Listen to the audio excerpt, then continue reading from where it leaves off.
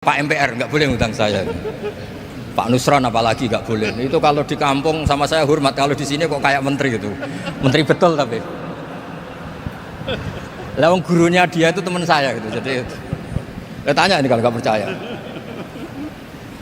Makanya kalau sama saya beliau cium tangan, saya sebetulnya ya nggak siap dicium tangan menteri itu nggak siap. Apalagi dihormati Pak Nazar nggak siap. Nanti dikira minta haji malah repot. Ya alhamdulillah ini ada Pak Muzani, orang yang bisa ngelantik seseorang jadi presiden. Masih punya utang satu, bisa nggak ngelantik kita jadi ahli surga? Saya ini punya dua permintaan, satu jangan diundang lagi. Dua, saya minta maaf kalau yang ingin ngundang, mohon nggak usah diteruskan. Assalamualaikum warahmatullahi wabarakatuh. Waalaikumsalam. Alhamdulillahirabbil alamin wassalatu wassalamu ala asyrofil mursalin sayyidina maulana Muhammadin wa ala alihi wa sahbihi ajmain amma ba'du. Ingkang sangat kula hormati niki wonten Habib Nabil, semua keluarga besar Habib Mungtir, semua min usulihi wa furuhi sedanten ingkang kula hormati. Ingkang terhormat Habib Ahmad Bahar, Habib Ja'far Al-Attas, niki wonten Profesor Nazaruddin, wonten Pak Muzani, wonten Mas Nusron sedang ingkang kula hormati. Yang spesial, saya ini punya dua permintaan. Satu, jangan diundang lagi.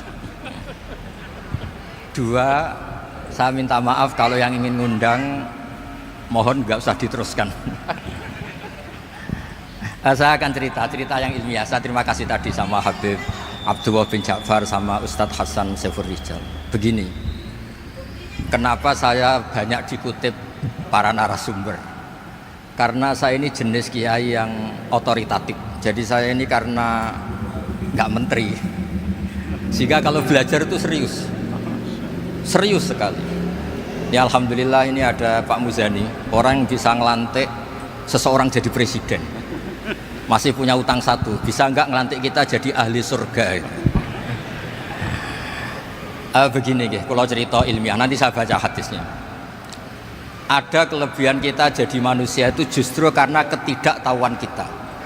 Kita tentu hingga detik ini tidak melihat surga langsung, tidak melihat neraka langsung, apalagi melihat Allah Subhanahu wa ta'ala. Tapi selalu ada teori, dan ini dibenarkan oleh semua ulama, karena ini nas itu mansus. Dan itu diantara kelebihan Rasulullah SAW adalah diutus kafatan linnas, untuk semua orang. Sehingga ada orang ditanya, dengan apa kamu tahu kalau Tuhan itu satu? Orang ini dengan enteng menjawab, innal isnaini, angka 2, 3, 4 dan seterusnya, nisbatu dzalika ilal wahid nisbatul far'i ilal asli. Jadi segampang itu nerangkan ayat qul huwallahu ahad, Allah itu satu. Karena angka itu 2, 3 sampai 1 miliar 1 triliun, nisbatu dzalika ilal wahid nisbatul far'i ilal asli. Semua itu asal usulnya satu. Begitu juga sebegitu gampangnya Syekh Nawawi Al-Bantani menerangkan kenapa bismillah itu dimulai ba. Huruf hijaiyah kan alif, tapi kalau bismillah dimulai dari satu ba. Ba itu ada titik satu. Anda gambar kambing, gambar apa saja, gambar Anda entah baik entah jelek, itu tetap dimulai satu titik. Nah satu titik ini disebut nuqtatil wujud, asal usul wujud. Sebab itu kitab I'anatul Thalibin, tadi Habib Nabil cerita sanad-sanadnya Mbah Mun. Sebetulnya kalau boleh angkuh, yang berhak cerita itu saya, karena kitabnya milik saya. Tapi beliau tak kasih terus cerita, ya alhamdulillah. Ada penyambungnya.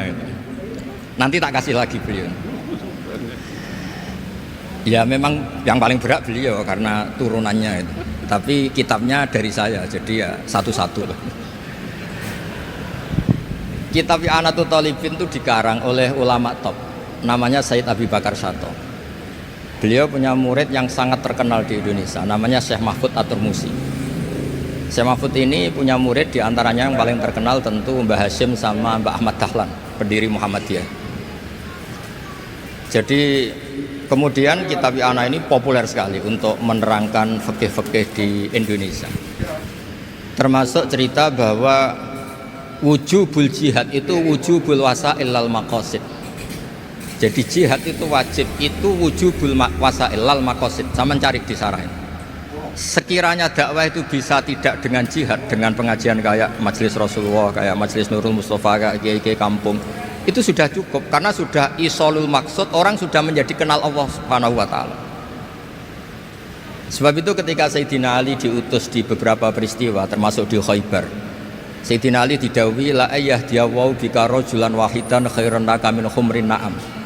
Ada satu saja yang Islam karena kamu itu lebih baik daripada kemenangan. Nah, kemudian ini supaya otoritatif menghormati masjid ini, Masjid Istiqlal, masjid yang luar biasa bersejarah. Saya baca keterbatasan kita, tapi ini menjadi kelebihan. Ini hadis di Shahihul Bukhari. Nanti sebagian materinya saya tinggal supaya ini tadi otoritatif tadi, supaya semuanya pakai sanad. Ini hadis dari Shahihul Bukhari, sehingga Anda tidak perlu tanya ini sahih apa enggak, karena ini di Shahihul Bukhari ikutnya nomor hadisnya itu 6408. Monggo kalau mau dihafal. Biasanya jenengan kan hanya hafal Arba'in Nawawiyah. Ini hadis ini nomor 6408. Ada keterbatasan yang akhirnya menjadi kelebihan kita, yaitu kita tidak tahu Allah Subhanahu wa taala. Suatu saat para malaikat ditanya, apakah mereka yang membaca tasbih di sini, misalnya di Istiqlal ini, ngerti saya? Kata Allah. Kata malaikat, tidak tahu. Fayaqulu hal ra'auni. Qal fayaqulu la wallah ma ra'auka. Qal fayaqulu kaifa la ra'auni. Yaquluna la ra'auka kanu asyadda laka ibadatan wa asyadda laka tamjidan wa aktsara laka tasbihan. Andaikan manusia itu ngerti engkau ya Allah, maka tasbih mereka ini akan lebih dari kita. Saya beri contoh, ini terutama untuk dzurriyyah Rasulullah SAW. Nabi itu manusia, basar, tapi lakal basar. Nabi ketika muji Allah SWT ini supaya kalau sholat jangan hayati. Misalnya pertama muji begini, lakal hamdu mil'us samawati wa mil'ul ardi. Kebanyakan di Jawa memang baca pakai rofaknya mil'u, tapi di beberapa sanad dibaca mil'a, itu urusan i'rab lah. Engkau itu saya puji seluas langit dan bumi, seluas langit dan bumi. Seluas langit dan bumi itu enggak keren, karena langit ini tetap mahsurah, as-samawat ini apapun luasnya langit itu tetap terbatas. Bumi apapun luasnya juga terbatas. Apa yang diteruskan oleh Rasulullah SAW? Wa mil'u ma syi'ta min syai'im ba'du. Dan pujian saya ini ya Allah sesuai kehendakmu, sejumlah kehendakmu, karena ini yang tidak terbatas. Begitu juga ketika Nabi dengan keterbatasan sebagai manusia, bukan sebagai Habibullah, atas nama manusia. Nabi itu punya dua sisi, kadang sebagai basar, kadang sebagai Habibullah. Dan sama-sama penting untuk mengawal Islam ini. Saya ulang lagi, sama-sama penting untuk mengawal Islam ini.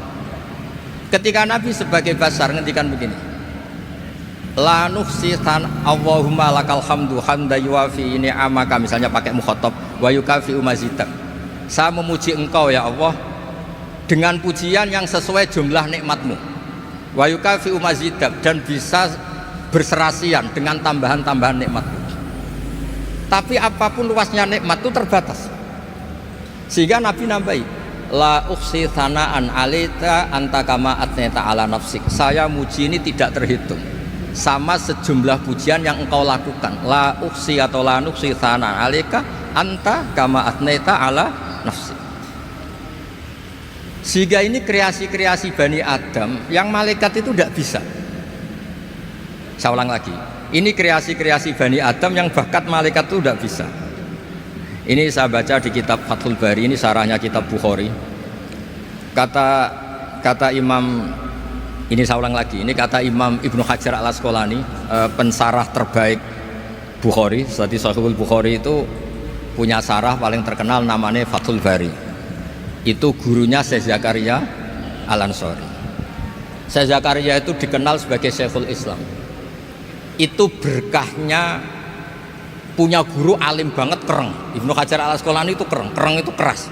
Kalau muridnya tidak bisa itu keras sekali, tapi urusan ngaji saja. Terus punya murid itu pinter sekali, namanya Ibnu Hajar al-Haytami. Jadi beliau kalau mau ngaji ya susah karena gurunya tuh alim nyuruh baca. Kalau mau ngajar ya susah, muridnya tuh alim takut salah. Jadi akhirnya pinter. Orang punya murid alim alama itu kan bingung. Makanya saya tidak suka kalau Profesor Nazar ngaji saya. Nanti ngoreksi repot. Sudah gitu Islamnya beliau formal karena Menteri Agama, saya non formal. Lama-lama Islamnya beliau legal, saya ilegal. Kan jadi repot nanti. Makanya tadi tak bully, tak cocokkan. Kalau jenengan Menteri Agama sampai akhirat berarti top. Tapi kayaknya di akhirat saya yang ngelamar jadi Menteri Agama. Tidak ada, ini nggak penting. Ini hanya gojlokan saja supaya kelihatan bahwa Menteri pun juga warga nopo Indonesia. Begini kata Ibnu Hajar Al Asqalani, ini saya baca ya supaya penghormatan saya sama Habib Umar Hafid. Saya ini baca kitab beliau khatam serius, namanya Taujihun Nabi li Mardoti Bari, yang ditulis oleh Ustadz Fahmi bin Ali bin Ubaidun. Saya baca banyak, termasuk ketika beliau punya manhaj yang tidak populer, kata beliau fala buddha antuwattina nafsaka ala annana khudamatu hadal kaun. Kamu harus yakin bahwa tugas kiai, tugas ulama itu khudamatu hadal kaun, mengkhidmati semua alam raya ini. Dan jangan pernah putus asa, misalnya melihat non muslim terus kamu putus asa, ini non muslim enggak. Bisa saja suatu saat rubbama aslama fakhasuna islamu, bisa saja dia Islam fakhasuna Islam. Nah, ini wirasah nabawiyah, karena dulu Nabi ketika dari kampung Abdi Yalil dan disakiti, malaikat Jibal itu usul supaya kampung itu dihabisi, kata Nabi apa? La bal arju ayukhrijawah min aslabihim ma ya'budu wa la yusyriku bihi syai'an. Bisa saja bapaknya masih kafir, anaknya Islam, cucu-cucunya napa? Islam. Kayak apa Nabi itu? Rojaknya Masya Allah. Nah kemudian ini kembali ke tasbih tadi. Kata Ibnu Hajar Al Asqalani, yukhadu min hadal hadis anna dzikral hasil min bani adam a'la wa asyrafu min adzikri al hasil min al malaikah li khusuli dzikril adamin ma akasratis syawaghil wa wujudis sawarif wa sudurihi fi alamil ghaibi bi khilafil malaikati fi dzalika kullih. Jadi kita ini enggak melihat Allah langsung, enggak melihat surga langsung, enggak melihat neraka langsung. Tapi cara kita zikir, wis nak wis di neraka yo nuwangis tenan. Padahal yo ora mesti mlebu neraka, lha nuwangis tenanan. Kayak apa iman kita? Nah, iman seperti ini sesuai kriteria awal sing dikersana Allah, alladzina yu'minuna bil ghaib. Maka andekan saya ini kok dikasih mukasyafah sama Allah untuk melihat surga, saya milih enggak melihat supaya ngikuti yang tetap ghaib. Nanti kalau saya melihat langsung kemudian iman, kata Allah, akeh tunggali aku iman mau melihat itu. Jadi kadang-kadang keterbatasan kita ini penting. Makanya masyhur Nabi pernah ngendikan tuba liman ro'ani wa amanabi, tapi wa tuba liman lam yaroni wa amanabi. Kalau orang melihat saya kemudian iman itu biasa. Ini orang zaman akhir tidak melihat saya tapi iman. Kadang-kadang itu enggak lewat Habib yang ganteng itu enggak, lewat Mudin. Mudin di kampung rapati di duit, ini aku mulang tauhid ya mandi. Islam itu digawa Habib ya mandi, digawa menteri ya mandi, digawa Mudin ya mandi. Karena Islam itu kafatal, napa kafatal. Nah yang nggak dipunyai malaikat adalah tadi seperti cerita saya tentang Imam Amudi. Segampang itu. Makanya di tradisi pondoknya Mbah Maimun itu ada tradisi qaddimid dirayah ala riwayah. Logika riwayat itu penting karena itu menjadi nyaman. Ya kayak tadi, Allah itu satu. Ketika kita berpikir angka 2, 3 sampai sekian miliar, sekian triliun, nisbatu dzalika ilal wahid, nisbatul far'i ilal asli. Semua itu dibanding angka 1 adalah cabang. Gambar kayak apa ruwetnya, dinisbatkan asal usulnya mesti satu nuktoh, yaitu satu titik. Nah satu titik ini kata pengarang I'anatul Thalibin, bi kana makana wa bi yakunu mayak. Nah kemudian terakhir ini nggak boleh lama-lama. Kalau lama-lama nanti sampean pinternya nyanyi saya, jadi itu sudah itu. Tapi nggak apa-apa lah. Saya ini termasuk kiai yang sudah diundang. Ini termasuk Pak MPR, nggak boleh ngundang saya. Pak Nusron apalagi nggak boleh. Itu kalau di kampung sama saya hormat, kalau di sini kok kayak menteri gitu. Menteri betul tapi. Lah wong gurunya dia itu teman saya gitu. Jadi tanya ini kalau nggak percaya. Makanya kalau sama saya beliau cium tangan, saya sebetulnya ya nggak siap dicium tangan menteri itu nggak siap. Apalagi dihormati Pak Nazar nggak siap, nanti dikira minta haji malah repot. repot. Saya ini tadi bisik-bisik itu urusan ilmu tasawuf, ya ada urusannya dengan haji. Nah, cocokan. Kenapa beliau suka ilmu tasawuf? Saya kan sering lihat beliau ceramah di TV. Katanya obat Gus obat. Orang kalau belajar tasawuf kan kepenak itu. Kayak wis ahli swarga kan kepenak di tasawuf itu kan mang. Sekarang saya cerita tentang ini karena bidang yang saya tekuni. Ada kitab tentang ulumul Quran namanya Al-Mufradat fi Gharibil Quran. Dikarang oleh Ar-Raghib Al-Asfihani. Ini kitab luar biasa. Di situ hanya cerita lafat-lafat per kata. Saya tadi sebelum kesini ngajar dulu di pondoknya Beki, Baitul Qurannya Pak Kures. Karena memang saya termasuk pengajar di sana. Artinya kalau saya sering ke situ jangan iri, memang saya termasuk pengajar di sana. Termasuk pengajar yang keren maksudnya. Keren itu artinya pakai referensi, bukan asal. Begini kata kitab itu. Rasulullah SAW itu kan punya nama Muhammad, orang yang banyak sikapnya atau semua sikapnya terpuji. Termasuk ketika sebagai manusia, sama lagi termasuk ketika sebagai apa? Manusia. Sebagai manusia aja Nabi gak pernah salah. Begini kata kitab itu. Nabi-nabi yang keren-keren itu, sama lihat di Ahaditsus Syafa'ah, itu masih egois. Ketika ada haulul mauqif, ada prahara mauqif, itu semua Nabi bilang nafsi, nafsi, nafsi, nafsi. Ketika dimintai syafaat bilang nafsi, nafsi. Tapi Rasulullah SAW itu beliau ngendikan ummati, ummati. Dan beliau ketika dimintai syafaat kata beliau sudah, analah, saya bisa memberi syafaat. Kata beliau, fa'akhirru lillahi ta'ala sajidan fayaqulu li ya Muhammad irfa' ra'sak wasal tu'tah wasfa'tu syaffa'. Kayak apa hebatnya Rasulullah SAW? Umumnya para nabi melihat akhirat itu sudah akhir dari semua amal. Itu menurut Nabi Muhammad gak keren. Allah itu gak bisa didikte akhirat. Allah itu Tuhan, tetap yaf'alu ma yasha.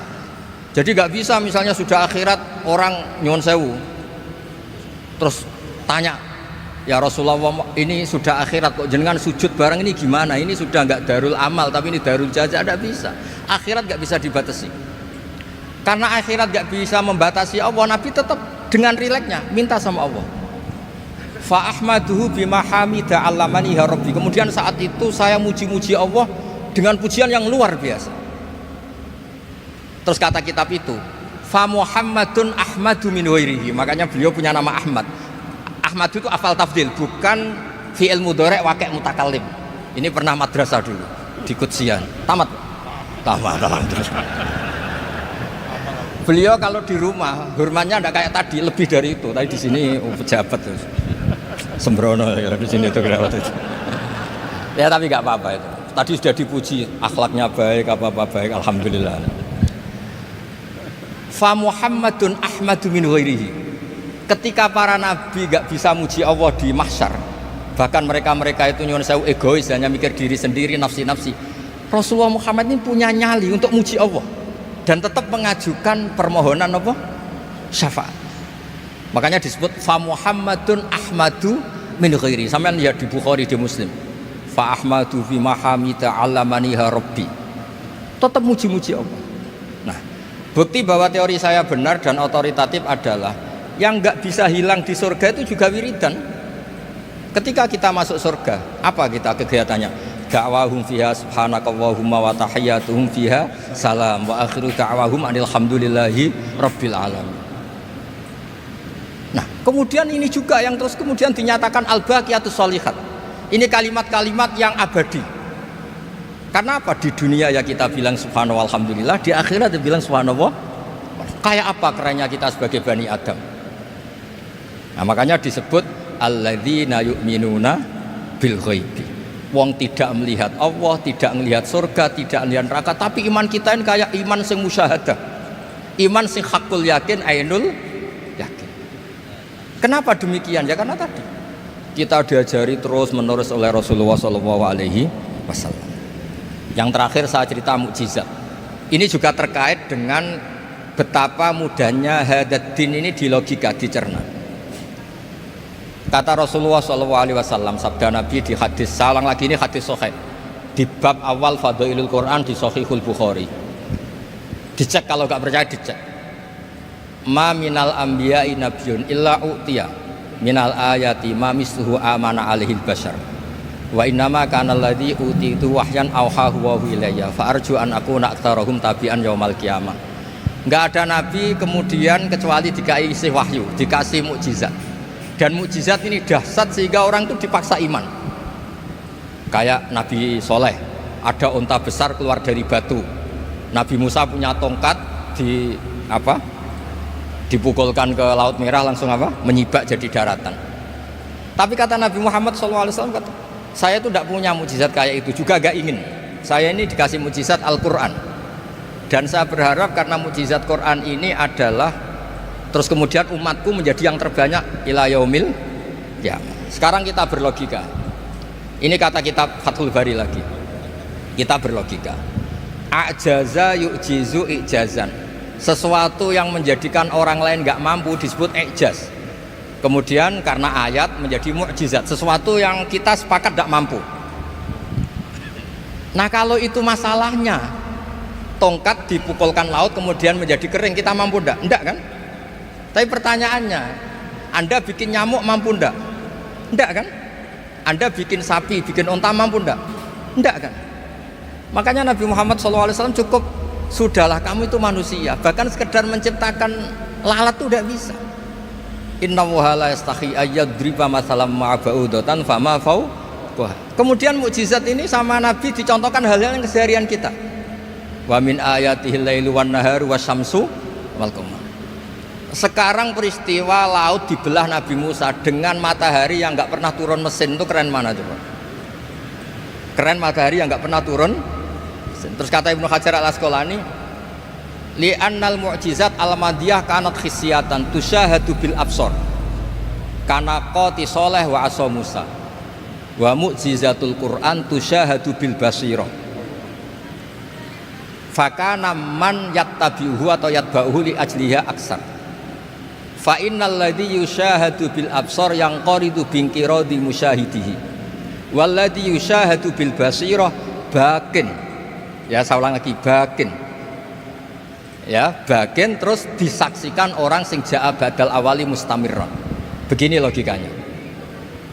Mukjizat kayak nakoti Soleh atau Asa Musa yang terkenal. Saya andaikan jadi umatnya Nabi Musa terus dikasih tongkat itu, terus bisa apa coba? Ketika kita punya utang disuruh nyaur, ya nggak bisa dipakai jaminan kan. Sudah gitu orang tanya ini asli apa enggak? Kalau asli buktikan, kan ya repot. Tapi kalau kita jadi umatnya Rasulullah SAW ditunggoni Quran, punya banyak masalah resepnya sabar. Kalau nggak bisa sabar ya nyari kiai-kiai tukang ijazah anak menodungannya mandi. Karena orang mensifati Allah itu macam-macam. Makanya saya pastikan nggak ada agama yang mengajarkan rasional kayak agama apa? Islam. Makanya liqaumi yaqilun liqaumi yatafakkarun. Coba misalnya nyamuk. Kamu bikin nyamuk tidak bisa kan? Nyamuk punya organ tubuh kecil, organ tubuhnya punya urat. Kamu mikirnya kayak apa? Sekedar bikin patungnya saja tidak bisa, apalagi bikin nyamuk. Jadi untuk mengakui kudrohnya Allah yang tidak terbatas dan kita lemah, itu udah usah nunggu peristiwa kayak terbelahnya laut. Cukup wa ma min dabbatin fil ardi wala ta'ir yatiru bi janahihi illa umamun amsalukum inna fi khalqis samawati wal ardi waqtilafil laili wan nahar, seterusnya la ayatil liqaumi yaqilun. Nah, gara-gara pola yang diajarkan Nabi itu ila yaumil qiyamah orang tetap Islam karena nyaman dengan kepastian mukjizat ini baqiyah ila yaumil qiyamah. Itu kayak apa baiknya Nabi? Makanya saya suka tadi burda yang dibaca. Ada ulama kayak Muhammad bin Said Al-Busiri yang ngarang burda. Itu kalau berpikir itu sederhana. Ngeten lho Gusti, malah nerangno pangeran. Lama da'awa da'ina li ta'ati bi akramir rusli kuna akramal umami. Ngeten lho Gusti, karena Rasul Muhammad itu terbaik, ya logikanya umatnya juga terbaik. Jadi lama da'awa da'ina li ta'atihi bi akramir rusli mesti kuna akramal umam. Jadi Burda ini saking manjanya sama Allah sampai bilang gini, wala yadhiqa Rasulullah jahuka biidal karimu tajalla bismimun takimi. Ya Allah, engkau telah menamai Nabi engkau itu Raufur Rahim, yang penuh kasih sayang, yang sohibus syafa'ah. Maka ketika engkau ingin nyiksa kami dengan alasan engkau ini al-muntakim, dat yang bisa nyiksa orang maksiat, jenengan harus ingat ya Allah bahwa Nabi kita itu Nabi yang engkau gelari Raufur Rahim. Ya kalau gitu jangan jadi nyiksa. Terus gunanya apa digelari Raufur Rahim ra iso nyafaati gitu. Itu jenenge wala yadhiqa Rasulullah jahuka biidal karimu tajalla bismillah. Terus fa inna min judika dunya wa darrataha wa min ulumika ilmal lawhi wal qalam. Dan itu juga yang dibuktikan Rasulullah SAW. Sampai beliau ngendikan likulli nabiyyin da'watun mustajabah wa akhtabi da'wati syafaatan ummati yaumal qiyamah. Semua nabi itu punya doa yang mustajab dan semuanya sudah dipakai di dunia. Tapi saya menyimpan jatah itu supaya saya tetap punya hak syafaat fi yaumil qiyamah. Terus ini bukti-bukti bahwa ilmu yang selama ini diajarkan para habaib, para kiai itu otoritatif. Saya hanya bantu jenengan memastikan kalau hadis itu sahih, dimaknai oleh ulama-ulama yang kredibel. Ya, perjanjian terakhir tadi. Saya ini termasuk kiai yang sergap, tanya Mas Nusron, Pak Muzani juga pernah ke rumah saya. Meja saya itu isinya ya kitab. Habib Nabil pernah ke kamar, isinya kitab. Jadi kalau jenengan ngundang saya itu berhadap-hadapan sama hukumnya Allah, yaitu ganggu orang belajar gitu aja. Mohon ngoten mawon. Assalamualaikum warahmatullahi wabarakatuh.